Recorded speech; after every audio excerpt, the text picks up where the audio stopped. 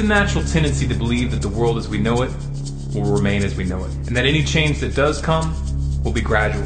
However, history has shown over and over that this is a false assumption. This tendency, often referred to as the normalcy bias, prevents people from seeing and understanding the immense forces of causality which build up as a society approaches a cataclysmic change. The U.S. economy is headed for a collapse. In this video, I'm going to demonstrate why this collapse is inevitable, and I'm going to show you evidence that the U.S. government is actively preparing for this event right now. The U.S. national debt is currently at about $16.7 trillion, and it's been growing by an average of $3.87 billion a day. This is an inconceivable amount of money. The human mind just isn't capable of registering what numbers of this size actually mean. So let's take a look at a visual representation. This is $100. This is $10,000 in $100 bills. This is $100 million. It's also about how much 3,500 Americans would make with a salary of $28,500 a year. And this is 16 trillion. Again, these are stacks of brand new $100 bills. And guess what? This number is dwarfed by the unfunded liabilities that are estimated to stand between 86 trillion and 123 trillion, depending on who you ask. To add to the mix, we have an estimated $1.2 quadrillion in debt-based derivatives still in the banking system. Now, I couldn't find a graphic representation of $1 quadrillion, but a quadrillion is 1,000 trillion.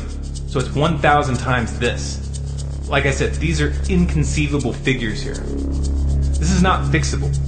Those who try to convince you otherwise are not misinformed. They're lying to you. One way or another, we're headed for a breaking point. This is the inevitable result of having a debt-based currency. For more information on this topic, please watch my video entitled Why a Dollar and Euro Collapse is Guaranteed. The U.S. government sees this coming and they are preparing.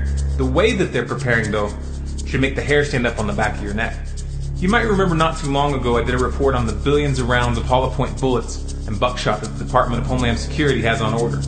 Perhaps you thought this was a crazy conspiracy theory. Well, if Forbes is willing to acknowledge it, is that mainstream enough for you?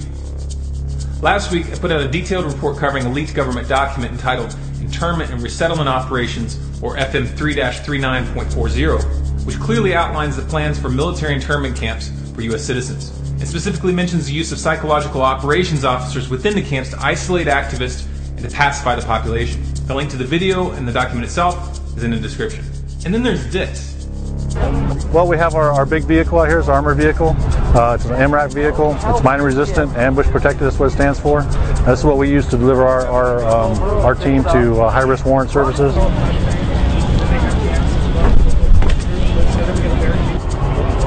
This is the only entry in the vehicle here, so all the operators, we've modified our particular vehicle to have the skids on the sides so that we can have operators on the side and just get off the vehicle from the sides. Makes for a very fast deployment. That's what we're trying to do.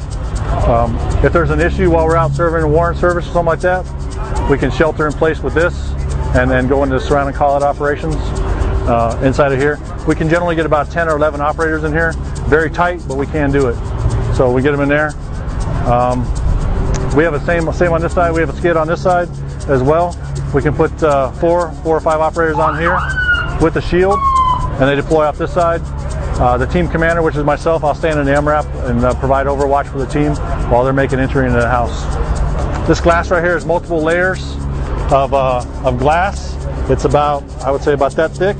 It's got multiple layers in there, and it will stop up to a 50 caliber round. The window will.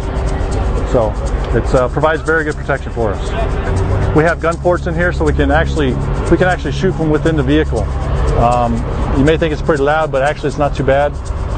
But we do have gun ports there and in the back, and two on the side as well.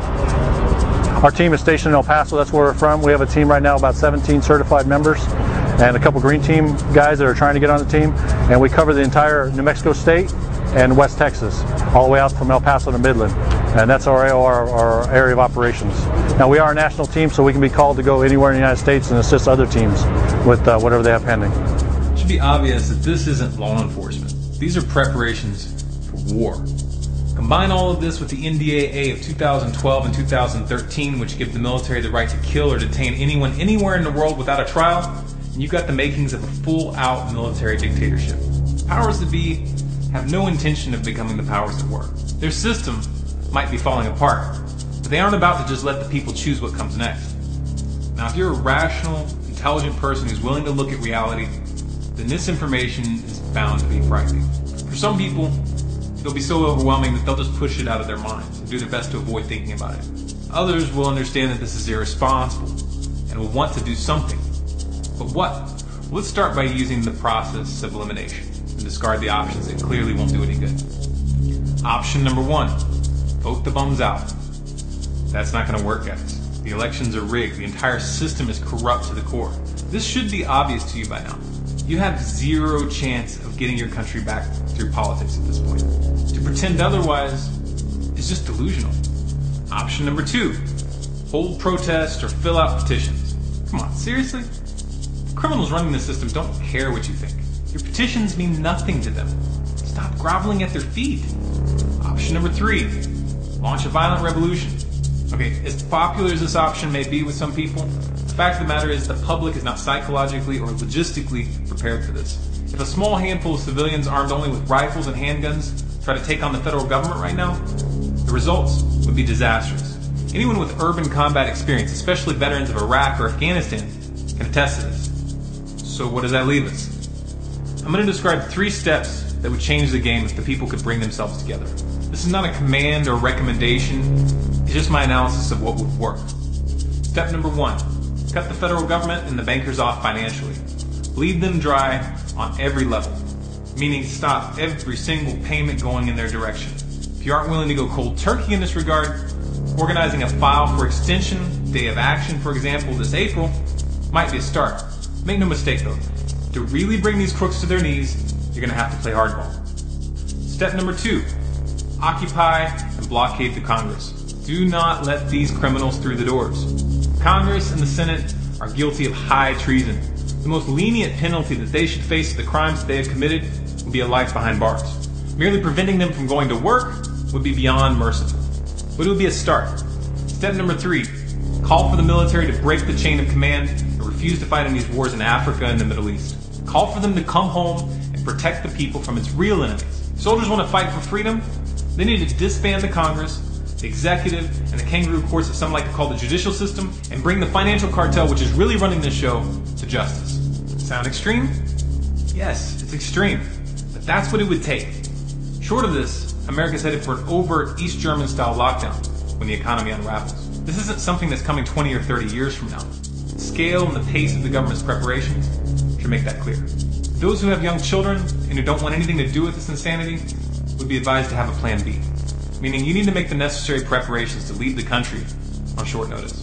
You should have a passport for every member of your family. You should have enough cash to get you out of the country.